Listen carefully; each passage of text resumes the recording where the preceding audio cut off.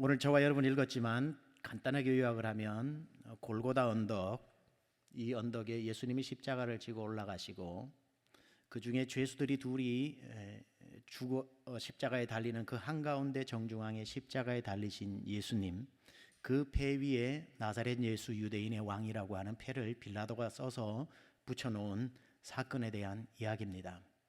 부활절 이전 40일을 사순절, 4 곱하기 순 열 해서 40일 전부터 렌트, 봄이라고 하는 뜻이죠. 이 사순절 기간을 보내면서 우리는 예수 그리스도의 십자가 죽으심, 그 부활의 영광에 대해서 깊이 있게 묵상을 해야 되는데, 감사하게도 제가 강해하고 있는 요한복음이 어쩜 맞춘 듯이 그 시간과 정확히 일치하기 때문에 요한복음 강의를 제가 이어가도록 하겠습니다. 옛날에는 시골 동네마다 동네 한가운데에 느티나무가 있었습니다. 여러분 동네에도 그런 비슷한 나무가 있었으리라고 생각을 하는데, 느티나무의 수명은 1000년이 넘는 것들도 꽤 있습니다. 그래서 느티나무를 일컬어 살아 1000년, 죽어 1000년, 썩어 1000년, 3000년을 산다라고 말할 정도로 아주 생명력이 긴 그런 나무입니다. 생명을 가지고 1000년 이상을 이어온 느티나무는 한 마을의 한 중앙에 자리 잡으면서 그 마을의 지난 1000년의 역사를 다 지켜본 증인입니다. 그 마을에 어떤 일이 일어났는지, 무슨 사연이 있었는지, 전쟁이 일어났다든지, 싸움이 일어났다든지, 1000년 이상의 그 마을을 한 자리에서 지켜온 그 나무이기 때문에 보통 사람들은 태어나서 죽을 때까지 그 나무를 바라보았습니다. 고향을 멀리 떠났다가도 고향이 그리워 문득 머릿속에 고향을 그려보면 가장 먼저 떠오르는 장면도 동네 한가운데 있던 그 느티나무입니다. 정말 그 느티나무는 그 가지가 얼마나 넓게 뻗어 있는지 웬만한 동네 사람들이 다 모여 그 그늘 밑에 와도 넉넉히 품어줄 만큼 그렇게 넓은 나무입니다. 그러다 보니까 온 동네 사람들이 약속이라도 한 듯이 그 나무 밑에 모여 여가를 즐기기도 하고 쉬어가기도 하고, 햇살이 뜨겁게 비출 때에는 그 그늘에 이렇게 쉬어가기도 합니다.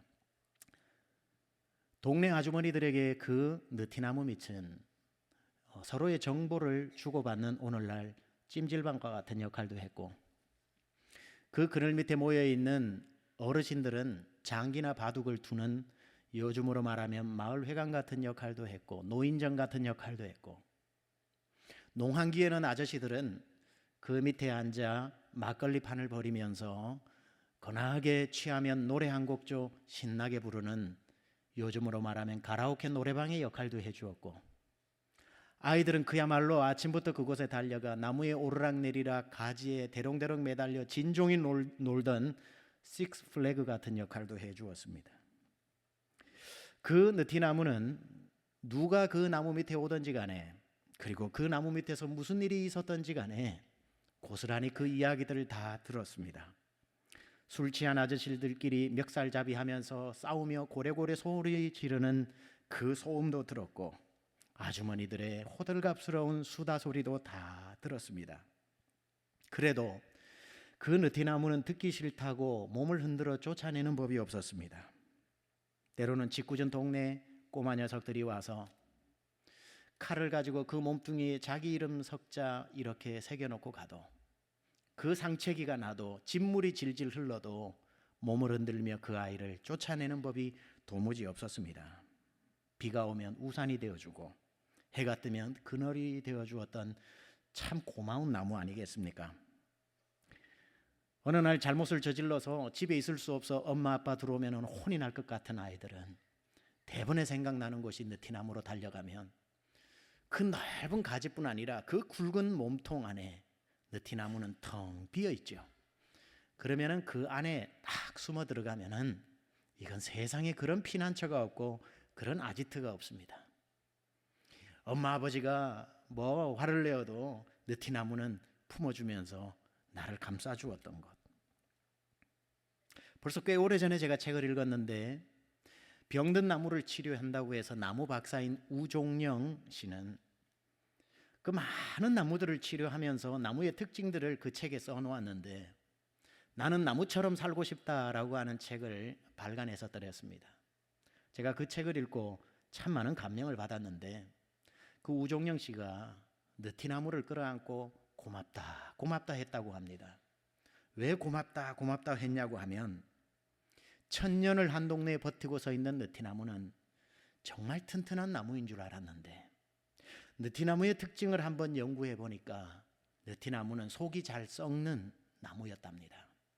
자기 속은 다 문드러 썩어지는데도 그 가지를 펴서 동네 사람들을 품어주는 그 나무를 보니까 얼마나 고마웠던지. 아니, 그 썩어 문드러진 속조차도 다 비워내고 빈 공간을 만들어 사람들이 쉬어가는 피난처로 만들어주는 그것을 보면서 야, 느티나무야, 너는 네 속이 다 문드러지는데도 그 속마저도 내어주어 사람들의 피난처를 만들어주는구나 하고 끌어안고 울면서 고맙다 고맙다 했다는 겁니다. 그런데 제가 이 느티나무에 대해서 한번 또 찾아보고 해보니까 이 느티나무에 몇 가지 더 특징이 있는 것을 보고 제 가슴이 먹먹해졌습니다. 느티나무는 보통 어떤 동네의 역할을 했냐면 저희 동네도 마찬가지인데 당수나무, 당산나무 이런 역할을 했습니다. 그 신령한 나무의 역할을 해서 그 나무가 동네를 지켜준다고 생각을 했습니다. 그리고 그 나무가 혹시 벼락에 맞거나 아니면 수명을 다해서 이제 뿌리채 말라 썩어지더라도 그 나무를 베어서 집에 땔감으로 잘 사용하지 않았습니다. 왜냐하면 그 나무에 들어있는 신이 노하여 우리 집안에 우환이 겹칠까 봐 그래서 그 나무를 감히 땔감으로 사용하지 않았고 뭘 그런 게 있어 하고 땔감으로 사용했던 집은 대부분 그 연기에 질식해서 사람들이 혼미해지거나 심지어는 죽는 일들도 왕왕 일어났기 때문에 야, 이야말로 느티나무는 신령한 나무라고 생각해서 보통 사람들이 범접하지 못했습니다. 그게 전설처럼 그렇게 사실인지 아닌지 전해져 내려왔는데 진짜로 이 느티나무는 알고 보니까 태울 때 거기서 나오는 연기가 굉장한 맹독을 가지고 있다고 합니다. 그래서 그것을 마시게 되면 몇 날 며칠 사람이 멍하니 정신을 못 차리는가 하면 때로는 가끔씩 질식해서 죽는 경우들도 있었기 때문에 사람들이 거기서 신령한 기운이 나온다고 생각했던 거지요. 근데 나무 연구가의 말에 의하니까 왜 느티나무를 태울 때에 다른 나무와 다르게 맹독이 나오느냐 하니까 그 연기가 그 나무의 아픔이랍니다. 아픔이 연기에 독으로 묻어져서 죽을 때 나온다는 거죠. 평생 천년 동안 그 나무 밑에 무슨 사람이 안 왔겠습니까? 무슨 일을 못 봤겠습니까? 무슨 소리를 못 들었겠습니까? 얼마나 많은 사연들을 그 느티나무가 천년 동안 들어주면서 자기 안에 쌓아두었다가 한 사람도 내치지 않고 그래도 그런 사람 그늘을 만들어주고 살인자가 와도 쫓아내지 않고 그늘을 만들어주고 내 속을 다 썩어도 그것마저도 피난처로 내어주다가 천년 동안 쌓인 그 아픔이 죽어 연기가 될 때 맹독으로 나온다는 겁니다. 야, 그 느티나무의 연기가 상처요 아픔이었다 생각하니까 제 가슴이 좀 먹먹해지는 마음을 느꼈습니다. 그렇게 생각하면 어릴 적 동네를 지키던 그 느티나무가 왜 얼마나 고맙겠습니까? 야, 네가 다 느끼면서 다 들으면서 그래도 내 얘기를 들어주었구나. 나를 품어주었구나. 이것을 알게 된 우종영 박사가 느티나무를 끌어안고 울면서 고맙다 느티나무야, 고맙다 했던 이유 충분히 이해가 되기도 합니다. 저는 오늘 여러분 주보를 보시면 아시겠지만 제목을 나무 예수님이라고 정했습니다. 나무 예수님. 잘 못 들어보신 표현일 겁니다. 처음에 제가 제목을 나무 예수님이라고 전하지 않고 나무 십자가 예수님 이렇게 정했다가 묵상하고 또 묵상해 보니까 이 두 말은 분리된 말이 아니라 나무 위에 달리셨다가 나무가 되어버린 예수님. 그러다 보니까 이 단어를 합쳐서 제가 조금 시적이긴 하지만 나무 예수님이라고 제목을 한번 특이하게 붙여보았습니다. 나무 십자가에 오르셨다가 그 나무 십자가 위에서 나무가 되어버린 예수님, 그 나무에서 양팔을 벌리시고 가지처럼 펴서 세상 모든 사람이 쉬어갈 수 있도록 십자가 그늘을 만들어 주시고, 목마른 자들아 오라, 수고한 자들아 오라, 환난 당한 이여 오라, 부도 만난 사람이 오라, 가정에 파탄 위기가 있는 사람이 오라, 왕따를 당하는 사람이 오라, 갈 곳이 없는 처량한 인생이 오라. 주님이 그 십자가 위에서 느티나무처럼 가지를 펴고 온 사람을 부르고 계시는 나무 예수님. 가까이 가서 야, 이분은 누구길래 우리를 다 받아주나 싶어서 가서 그 십자가 밑에 고개를 들고 십자가에 달린 예수님을 만져보니 웬걸 이분은 정작 창에 허리 상하여 물과 피를 흘리고 그 속마저도 다 상처기가 난 그 몸인데도 불구하고 당신의 몸 돌보지 않고 두 팔을 넓게 펴서 누구든지 오라, 죄인들아 오라, 환난 당한 이여 오라, 외롭고 쓸쓸한 인생아 오너라. 오늘도 그렇게 우리를 부르고 계시는 겁니다. 골고다 언덕에 높이 세워진 그 나무 십자가, 그곳에 달린 예수님, 그 십자가 그늘 밑에 온 세상을 부르고 계시는 예수님의 음성.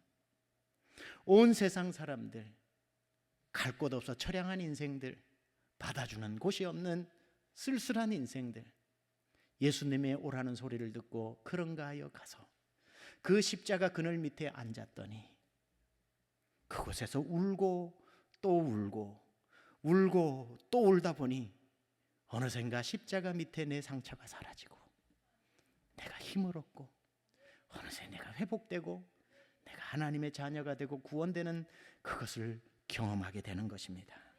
그 나무 아래 가야 됩니다. 보이는 저 십자가 밑으로 여러분이 한 걸음씩 가야 됩니다. 저 십자가가 뿌리칠 사람은 아무도 없습니다. 여러분이 가까이 가면 십자가가 흔들면서 넌 안 되라고 하는 그런 사람은 이 세상에 없습니다. 누구나 십자가 그늘 밑에 나와 여러분의 죄짐을 내려놓을 수 있는 겁니다. 십자가 그늘 아래 나 쉬기 원하네. 내 사모하는 광채는 주 얼굴뿐이라.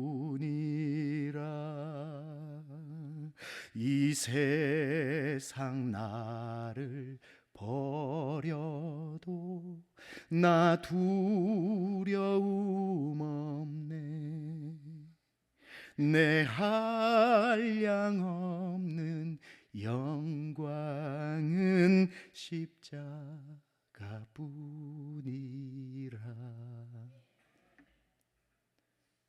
십자가 그늘 아래 나 쉬기 원하네. 저 햇빛 심이 뜨겁고 내 짐이 무거워 이 광야 같은 세상에 늘 방황할 때에 주 십자가의 그늘에 내 쉴 곳을 찾았네. 세상의 햇빛이 얼마나 따갑습니까? 세상의 짐이 얼마나 무겁습니까? 그 짐을 지고 그 뜨거운 태양 아래 오늘도 구슬땀을 흘리며 살아가는 여러분을 향해 주님이 십자가 그늘 아래 나 쉬기 원하네. 그 짐을 지고 십자가로 한 걸음씩 나오는 여러분을 십자가 위에 나무처럼 달려 계신 예수님이 너는 가라, 너는 가라 몰아낼 사람이 없고 어서 오너라, 어서 오너라 오늘도 우리를 맞아주시는 겁니다. 십자가는 회복의 장소고 우리 모두가 그 십자가 밑에서 구원받지 않았습니까? 이 중에 상처받으신 분들, 아무리 열심히 살아도 인생의 짐이 무거워 내 힘으로 걸을 수 없는 사람들, 그렇게도 믿었던 사람에게 오히려 배신을 당해 상처받은 사람들, 건강할 줄만 알았는데 불현듯 찾아온 질병으로 인해 마음이 무너진 사람들, 어디로 가야 할까요? 세상에서는 받아주는 곳이 없습니다. 활짝 열린 곳이 있습니다. 십자가 그늘 아래 나 쉬기 원하네. 저 십자가 밑으로 가는 겁니다. 그곳에서 여러분의 짐을 내려놓는 것입니다. 그곳으로 가서 고개를 들고 십자가를 보면 그곳에 예수님이 달려 계십니다. 내 눈을 밝히 떠서 저 십자가 볼 때 날 위해 고난 당하신 주 예수 보인다. 그 형상 볼 때 내 맘에 큰 찔림 받아서 그 사랑 감당 못하여 눈물만 흘린다. 십자가 밑으로 왔는데 눈을 들고 보니 내 주님이 십자가 위에 달려 나를 내려다보고 계십니다. 구약에 보면 이스라엘 백성들이 광야를 지나가다가 하나님 앞에 불순종하고 원망해서 죄를 저지르고, 그래서 하나님이 그들에게 심판을 내리시려고 하다가 그래도 내 자녀인데, 죄 지어도 내 자녀인데, 확 쓸어버리고 싶어도 내 자녀인데, 저주를 내리고 싶어도 내 자녀인데, 그럴 수 없어 예수님, 하나님이 그들을 살리시려고 하신 방법이 그 광야 한가운데 장대 위에 구리뱀을 달아놓고 누구든지 눈을 들어 이 구리뱀을 쳐다보는 자는 살리라. 그 말에 말도 안 되는 소리 하고 있다. 그걸 본다고 내 병이 낫겠냐, 내 죽을 목숨이 살겠냐 하고 쳐다보지 않은 사람은 다 죽었고, 땅이 꺼져라 한숨 쉬며 땅만 보던 사람이 혹시나 해서 눈을 들고 구리뱀을 봤을 때 쳐다본 사람은 다 살았더라. 예수님이 요한복음 3장에 모세가 광야에서 구리뱀을 든 것 같이 인자도 들려야 하리라고 했는데, 왜 그렇다면 그 광야에 있던 사람들이 구리뱀을 보고 살았을까? 좀 궁금하지 않습니까? 왜 뱀일까? 뱀은 저주의 상징인데, 아담과 하와를 죄짓게 한 죄의 상징인데, 그리고 그의 운명은 심판인데, 왜 심판의 운명이 정해져 있고 죄의 원흉이고 하나님을 정면으로 대적했던 그 저주가 씌어진 그 뱀을 쳐다볼까? 왜 그 뱀을 쳐다보는데 살았을까? 이유는 딴 곳에 있지 않습니다. 고개를 들어 뱀을 쳐다볼 때 사람들이 거기서 탄성을 지르는 겁니다. 저 저주받은 뱀, 저 죄 짓게 만든 저 뱀, 심판받는 저 뱀이 바로 자신이라는 것을 발견하게 됩니다. 하나님이 날 살려주시려고 내가 저기에 뱀처럼 달려야 하는데, 내 저주를 저 뱀에게, 내 죄를 저 뱀에게, 내 심판을 저 뱀에게, 그래서 그 나무에 달아버린 그 모습을 보면서 저게 납니다. 저건 뱀이 아니라 내가 달려야 할 곳입니다라고 아마 가슴을 쳤던 사람 중에 다 살아났던 것입니다. 이와 같이 인자도 나무에 달려야 할지니 십자가 그늘 밑에 가서 고개를 들어 뱀처럼 달린 예수님을 보니 충격적인 사실 한 가지는 그 예수님에게서 내가 보이는 것입니다. 나처럼 죄인의 모습으로, 죄 없으신 분이 내 모습을 하고 달렸고, 저주가 없으신 예수님이 저주받은 내 운명의 저주를 짊어지셨고, 지옥 갈 수밖에 없는 내 심판의 결말을 예수님이 심판받은 사람처럼 달려있는 그 모습을 보고 예수 꼴 좋다 하는 게 아니라 땅을 치며 보는 순간 통곡하며 외쳐야 할 소리, 내 자리인데 왜 예수님이 달리셨습니까? 그 저주는 내 저주요, 그 죄는 내 죄요, 그 심판은 내 심판인데 하나님이 당신을 이처럼 사랑하사 당신을 죽일 수 없기에 그 저주를 당신의 아들에게, 그 심판을 당신의 아들에게,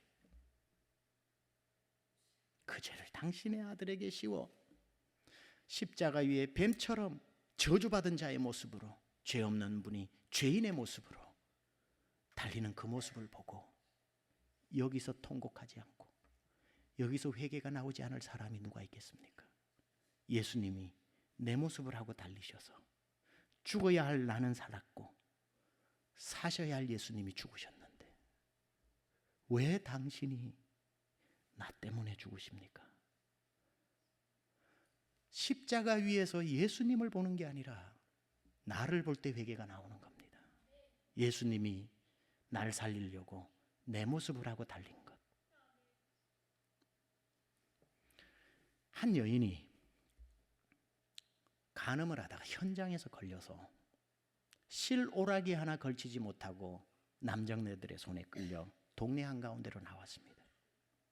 무서운 얼굴을 하고 남자들이 돌을 들고 즉결 심판으로 쳐서 죽이려고 으르렁거리는 그 순간에 갑자기 어디선가 예수님 나타나셔서 이 중에 죄 없는 사람이 이 여인을 돌로 치라 라고 했을 때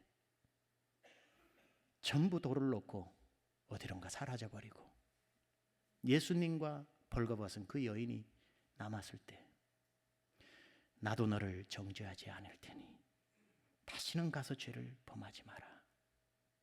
얼마나 수치스러웠던지 도망치던 그 여인은 그 자리를 벗어났을 테고 그 에피소드는 그렇게 끝이 났습니다. 예수를 믿었는지 그 여인이 그 다음부터 안 믿었는지 we never know. 그러나 그 고마운 예수님, 그 죽을 상황에서 날 살려주신 예수님을 먼 발치에서 소식도 듣고 멀리서 쳐다도 봤을 텐데 그분이 어느 날 흉악한 범죄자처럼 붙잡혀 골고다 언덕 십자가에서 살인자들이나 달리는 그곳에 달린다는 소식을 듣고 마음이 찢어질 것 같아 먼 발치에서 따라가다가 사람 없는 시간을 틈타 그 골고다 언덕 십자가 밑으로 내려가 한참을 앉아 있다가 참아볼 용기가 없어 한참을 망설이다가 용기를 내어 눈을 들고 십자가 위에 달린 예수님을 보다가 이 여인은 소스라치게 놀라죠. 십자가 위에 예수님이 발가벗고 달려있는 겁니다. 얼마 전 자기의 모습, 나는 그렇게 끝난 줄 알았는데 예수님은 그날 그 광장에서 여인의 발가벗은 수치를 예수님이 짊어지셨던 것입니다. 그리고 그 여인의 모습을 하고 십자가 위에 달려있으니 그 여인이 쳐다보면서 저건 내 모습입니다. 예수님이 내 모습을 하고 달렸습니다. 돌에 맞아 죽어도 될 흉악한 죄를 용서해 주신 거로 끝난 것이 아니라 그 죄를 짊어지셨습니다. 그때야 비로소 그 여인은 구원받은 것입니다.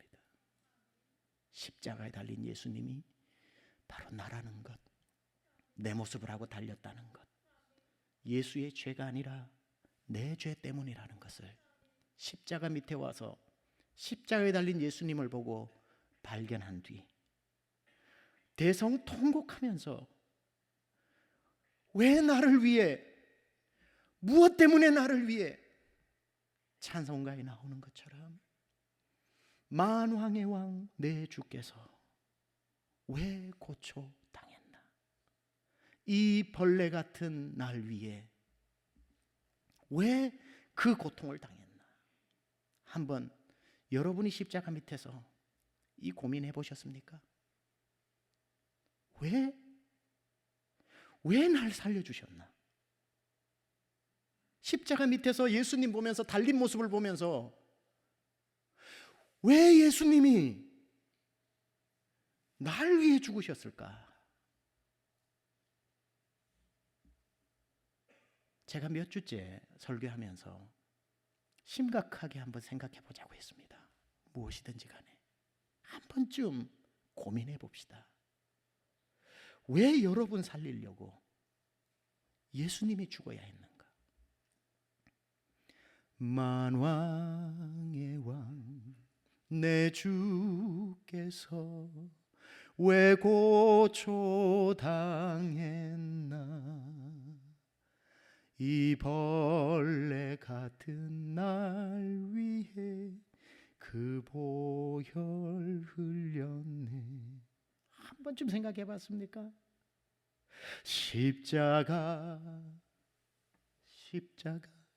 내가 생각할 때에 나의 마음의 큰 고통 사라져 오늘 믿고서 내 눈 밝았네. 참 내 기쁨 영원하도다. 여러분은 십자가 밑으로 나와야 합니다. 그리고 그 십자가에 달린 예수님은 오늘 보셔야 됩니다. 그곳에서 여러분의 모습을 발견해야 됩니다. 내가 달리면 나는 죽어 끝나기 때문에 하나님이 날 사랑하사 차마 날 달아 죽이지 못하니 날 살려주시려고 당신이 대신 달려주신 대속의 사랑. 정답은 날 달아야 하지만 날 달으면 내가 죽기에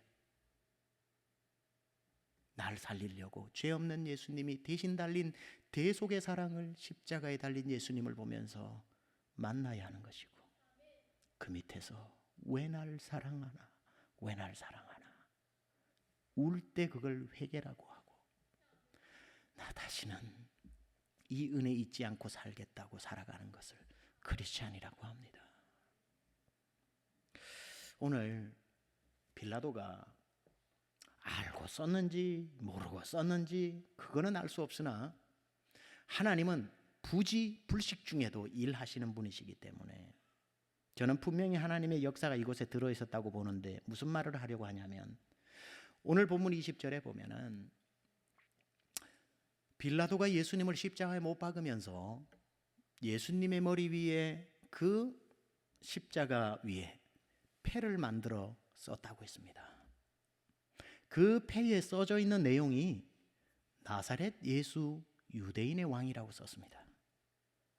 로마 장교였던 총독이 죄수 예수를 십자가에 못 박으면서 그 위에 써준 단어가 나사렛 예수 유대인의 왕입니다. 그런데 오늘 본문에 볼 것 같으면 이것을 가능하면 십자가 밑에 있는 모든 사람이 읽을 수 있도록 유대인들의 언어인 히브리어로 하나 쓰고, 만국 그 당시 공통어였던 헬라어로 하나 쓰고, 로마 고관 대작들만 사용했던 라틴어로도 써서 로마 사람도 읽고, 유월절이라고 온 세상에서 유월절 기념하기 위해서 몰려든 천하만국의 사람도 헬라어로 읽고, 지금 예수를 죽이는 유대인 대제사장들도 읽으라고 라틴어로, 헬라어로, 히브리어로 나사렛 예수 유대인의 왕이라고 죄패를 써서 붙였습니다. 한 사람도 나는 그거 못 봤다, 나는 못 읽는다 하는 사람이 없도록 새 언어로 써서 빌라도는 모든 사람에게 Who Jesus is, 예수가 누구인지 알려주고 싶었는데, 알려주고 싶었던 그분이 나사렛 예수요 유대인의 왕이라는 표현입니다. 저는 몇 가지 언어가 중요하다기보다는 빌라도를 통해 성령의 감화 감동으로 쓰게 만들었다고 믿어지는 나사렛 예수 왜 하필 유대인의 왕이라고 썼을까 하는 이 내용에 집중하고 싶은 것입니다. 무엇을 말하고자 함입니까? 예수님이 십자가에 달려 계신 그 머리 위에 왜 유대인 나사렛 예수 그리고 유대인의 왕이라고 썼겠습니까? 우리는 어렵지 않게 짐작할 수 있습니다. 나사렛이라고 하는 동네는 나사렛에서 무슨 선한 것이 날 수 있겠느냐라고 했던 것처럼 온갖 세상의 죄인들이 다 모여 사는 곳이 나사렛입니다. 그곳의 예수는 그 당시에 가장 천한 직업 중에 하나였던 목수였습니다. 그 예수를 밝히고 있는 거죠. 나사렛 사람 목수 예수. 그럼에도 불구하고 그 뒤에 유대인의 왕이라고 하는 죄패는 왜 또 썼던 것일까요? 예수님은 다윗의 자손으로 왕족이었습니다. 자, 그렇다면 무엇을 말하려는 것입니까? 십자가 그늘 밑에 나올 사람은 죄인 중에 죄인도 괜찮고 나사렛 사람도 괜찮고 천하디 천한 직업을 가진 사람도 괜찮고 유대인의 왕같이 세상의 권력을 가지고 더 이상 출세할 수 없는 자리까지 올랐지만 마음은 텅 비어 있는 사람까지도 십자가 밑에 못 나올 사람이 없다는 것을 보여주기 위해 이분은 나사렛 사람으로부터 임금에 이르기까지 모든 사람을 초청하고 계신다는 뜻입니다. 이 범주 안에 못 들어갈 분은 여기 한 분도 없습니다. 십자가 앞으로 못 나갈 사람은 한 명도 없습니다. 나사렛 같은 범죄자들의 동네라고 할지라도, 목수같이 별 볼 일 없는 그 당시의 직업이라고 할지라도, 아니 왕 같은 자리에 올라 권세를 가졌다 할지라도 예수님 앞으로 누구든지 나와 그 그늘 밑에 죄짐을 내려놓고 그 모습에서 내 모습을 발견하고 통에 자복하고 하나님의 자녀가 될 수 있다는 것입니다. 오늘 예수님이 느티나무처럼 십자가 위에 달려서 죄인도 오라, 스스로 의롭다고 하는 자도 오라, 내가 무슨 큰 죄를 지었다고 스스로 자기 기만에 빠져 의로운 걸로 착각하는 사람도 오라, 노예 같은 사람도 오라, 임금 같은 사람도 오라, 목적 없이 지나가는 나그네도 오너라. 언제든지 예수님은 밤이나 낮이나 언제라도 주님이 우리를 부르시고 기다리고 계시는 겁니다. 그런데 우리가 왜 그 십자가 앞에 나가는 것을 주저해야 합니까? 그러할 이유는 없습니다. 예수님이 못 받아줄 사람이 없는데 왜 십자가 앞에서 머뭇거리냐는 겁니다. 예수님이 다 돼도 넌 안 되라고 할 사람이 없는데 왜 그 사람이 된 마냥 그렇게 주저하고 있냐는 겁니다. 제가 지금 여러분 교회 다니시냐 안 다니시냐를 묻고 있는 거 아닙니다. 10년째 교회 다니면서도 십자가 앞에 와서 죄짐을 풀어놓지 않고 와서 예배드리고 바리바리 싸서 또 가는 사람들이 있습니다. 예수님은 너의 모든 짐을 내려놓고 그 죄짐을 다 없이 하고 살아라고 하는데 10년째 교회를 무거운 죄의 짐, 근심의 짐, 염려의 짐, 세상의 걱정을 짊어지고 왔다가 예배 때 잠시 풀어놨다가 축도 마치면 다시 싸서 가는 여러분들에게 십자가 앞으로 나오라, 십자가 앞에 나오라, 거기서 내 죄짐을 풀어라. 여러분 이거 아십니까? 십자가에 달린 예수님은 능력이 없어서 자기 코가 석자라서 자기 죄 때문에 달리신 게 아니라는 것. 여러분이 문제를 가지고 나왔을 때 갑자기 여러분의 죄짐을 보고 어이구, it's too big to me, I'm sorry, 너 거는 안 되겠다. 능력이 없어서 되돌려 보내시는 분도 아니고 세상에 그 어떤 사람이 와도 예수님은 그 사람의 문제를 해결해 줄 수 있는 분이십니다. 왠 줄 아십니까? 십자가에 달린 그분은 죄인도 아니고 목수도 아니고 임금도 아니고 바로 그분은 하나님이시기 때문입니다.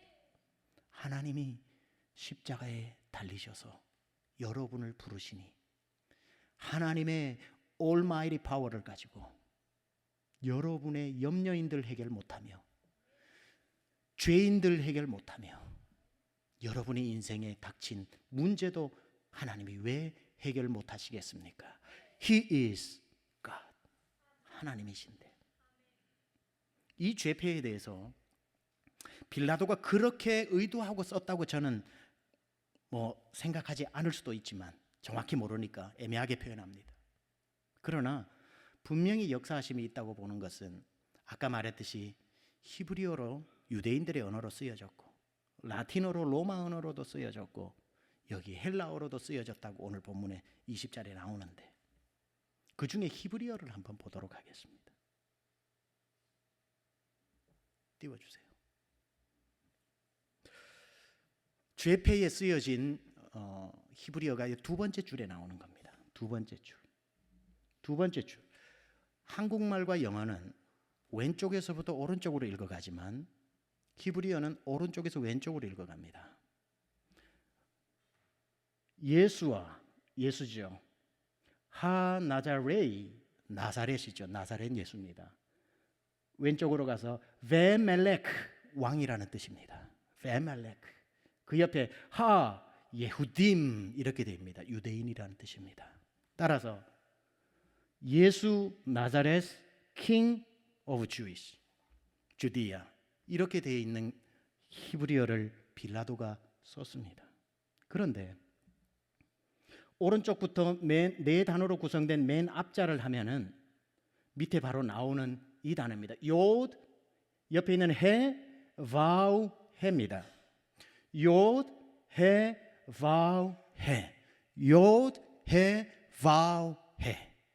여호와입니다. 여호와. 그 단어가 우리가 쓰고 있는 YHWH입니다. 여호와. 빌라도가 얼마나 의도하고 썼는지 안 썼는지 몰라도 이 히브리어는 첫 자를 따면 여호와입니다. 무엇을 말합니까? 십자가에 달린 죄패에 쓰여진 그분은 하나님이시라는 뜻입니다. 하나님이 십자가에 달려 여러분을 부르고 있는데 무슨 문제인들 해결을 못할 것이며 여러분이 지금 가지고 있는 그 어떤 것이라도 하나님이 십자가 위에서 부르는데 해결 못하실 일이 뭐가 있겠습니까? 오늘 본문에 상징적이지만 17절에 보니 골고다 언덕으로 예수님이 십자가를 지고 가셨다고 합니다. 골고다는 해골이라는 뜻입니다. 그 20m 남짓한 언덕이 해골 모양으로 되어 있어 골고다라고 부르기도 했지만 그 형상이 그렇게 되어서 그 장소를 그렇게 사용했는지는 몰라도 그곳은 사람을 사형시키는 곳이어서 해골들이 즐비하게 있는 곳이라서 또 골고다라고 불렀고 골고다를 로마 라틴어로 바꾸면 갈보리입니다. 그래서 갈보리라는 말은 나중에 나온 것인데 갈보리 언덕과 골고다 언덕은 똑같은 말입니다. 이 해골, 사망의 언덕, 해골이 즐비한 그곳에 예수님이 십자가를 지고 가셨다고 하는 것은 사망의 그늘에 생명의 빛이 비추고 있다는 뜻입니다. 17절에 18절로 넘어가면 그 골고다 언덕 한가운데 십자가 3개가 세워지고 예수님이 가운데 십자가에 못 박힐 때에 좌우편에 죄인들이 있었다고 했습니다. 무엇을 말하는 겁니까? 예수님이 죄인들 가운데서 죽으셨다는 것입니다. 사망의 언덕 골고다에 생명의 십자가가 세워졌는데 그 십자가는 죄인들 한가운데 세워졌으니 성경에는 우편강도라는 말은 안 나오지만 옆에 있었던 한 강도는 그 죽어가는 순간 예수님의 옷자락을 붙잡고 날 살려달라고 했을 때 그가 구원을 받은 것처럼 오늘 여러분의 삶을 더도 덜도 말고 목사님 내 삶을 돌아보니 내 삶이야말로 골고다입니다. 죽음입니다. 사망입니다. 소망이 보이지 않습니다. 어둠입니다. 여러분의 골고다에 십자가 생명의 빛이 비추고 있습니다.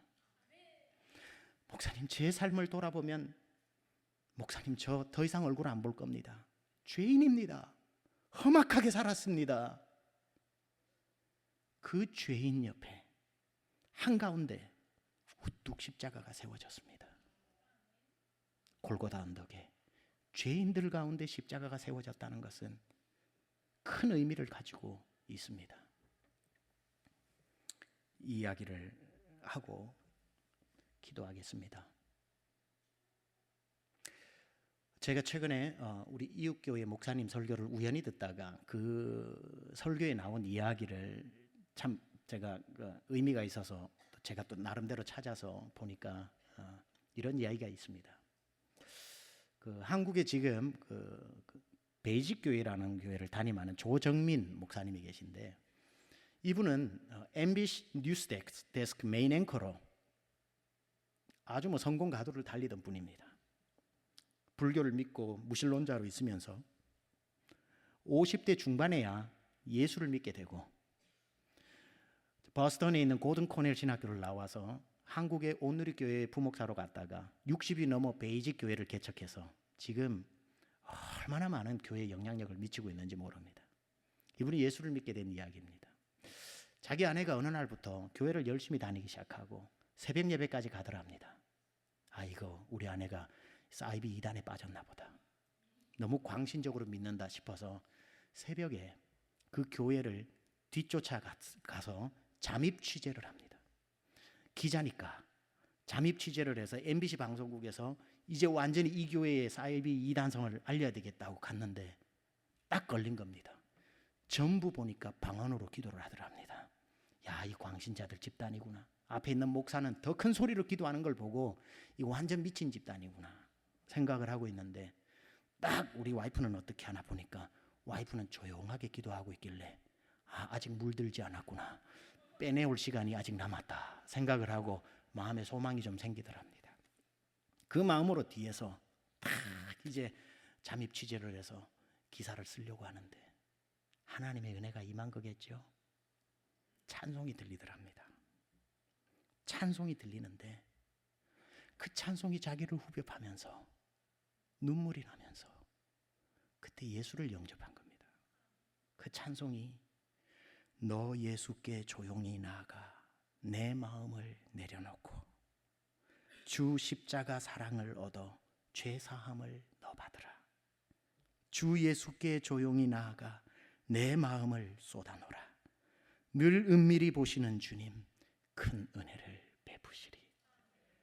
그 찬송에 내가 이렇게 성공했는데 내가 무슨 인생의 짐이 있나 생각을 했는데, 너 예수께 조용히 나아가 내 모든 짐 내려놓고 해서 그분 앞에 내 짐을 내려놓고 보니 얼마나 인생의 무거운 짐을 지고 왔는지 그때에 알게 되면서 내 이 짐 지고는 무거워 천국도 못 올라갔을 뻔했다라는 것을 알고 이 찬송에 그분이 굴복하고 주님 앞으로 나와 지금은 그토록 놀랍게 쓰임을 받고 있다는 이야기입니다. 이 중에 십자가가 필요 없는 사람이 있습니까? 십자가 앞에 나가 죄 문제 해결 안 해도 될 분이 계십니까? 하나님이 필요 없으신 분이 계십니까? 주님이 여러분을 부르고 계십니다. 너 예수께 조용히 나아가 내 모든 짐 내려놓고 주 예수의 은혜를 믿어 죄사함을 너 받으라. 십자가 그늘 밑에 여러분 나오셔서 오늘 이 복음을 영접하시고 CD를 들으시고 계시는 분도 영접하시고 유튜브 영상으로 보고 계시는 분도 영접하시고 인생의 주인 되신 예수 그리스도 십자가 그늘 밑에 구원받는 우리 세미한 모든 권속들 되실 수 있기를 축원합니다. 기도합시다.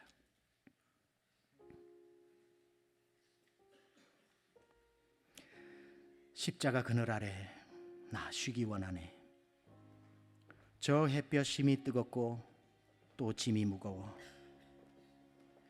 이 광야 같은 세상에 늘 방황할 때에 주 십자가의 그늘에 내 쉴 곳 찾았네.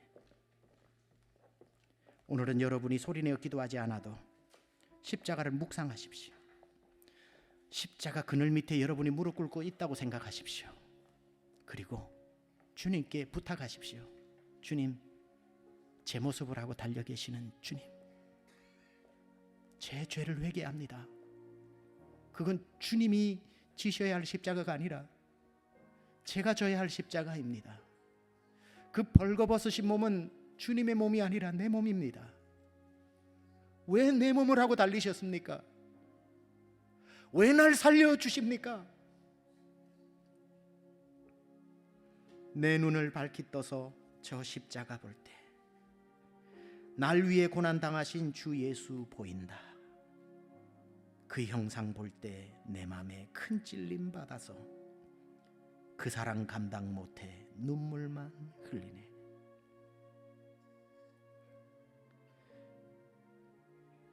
교회를 10년 20년 다녔냐고 묻는 게 아니라 십자가 앞에 나온 적이 있냐고 묻는 겁니다. 십자가 그늘에서 나 길이 살겠네. 나 사모하는 광채는 이제 주 얼굴뿐이라. 이 세상 사람 나를 버려도 나 관계없도다. 내 한량없는 영광은 이제 십자가뿐이라. 이 십자가를 생각하며 여러분 마음에 주님을 오늘 영접하며 주님 십자가 앞으로 예수를 믿는데도 불구하고 멀리 거리를 두고 살았다면 다시 그 그늘 밑으로 나아갑니다. 고백하며 나아가는 우리 잠시 기도의 시간 가지겠습니다. 십자가 그늘 아래 주여 아버지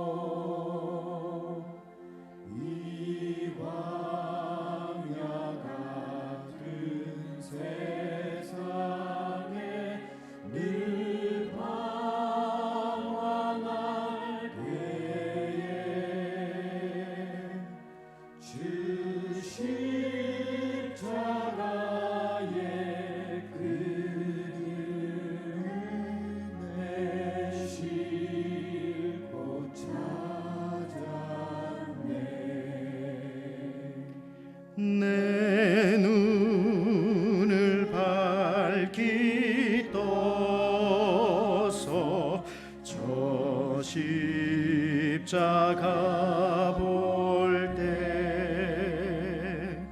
날 위해 고난 당하신 주 예수 보인다. 그 영상 볼 때 내 맘에 큰 찔림 받아서 그 사랑 감당 못하여 눈물만 우리 함께 일어나 3절 찬양합니다. 십자가 그늘에서 나 길이 살겠네. 나 사모하는 광채는 주 얼굴뿐이라. 이 세상 나를 버려도 나 두려움 없네. 내 한량 없는 영광은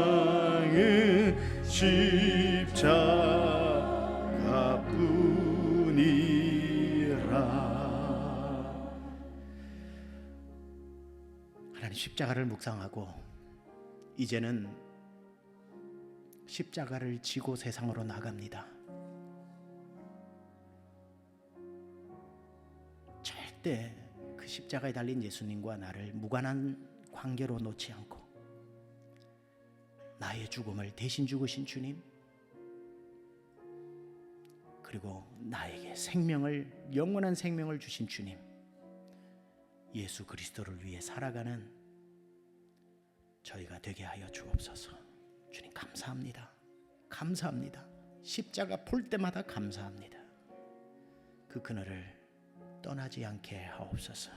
이제는 우리 주 예수 그리스도의 십자가의 대속의 은혜와 그 아들이 십자가 위에 달려 죽는 그 모습을 현장에서 보면서 우리를 살리기 위해 고개를 돌리신 만극하신 하나님의 사랑하심과 우리를 고아처럼 버려두지 않고 오늘 우리 속에 좌정하고 내주하셔서 천국까지 우리의 걸음을 인도하시는 성령님의 내주하시는 역사심이 평생 십자가만 자랑하며 살기로 결단하고 오늘 다짐하고 은혜 받고 구원받고 헌신하고 돌아가는 심령들 머리머리 위에 지금부터 영원토록 함께 하옵시기를 간절히 축원하옵나이다.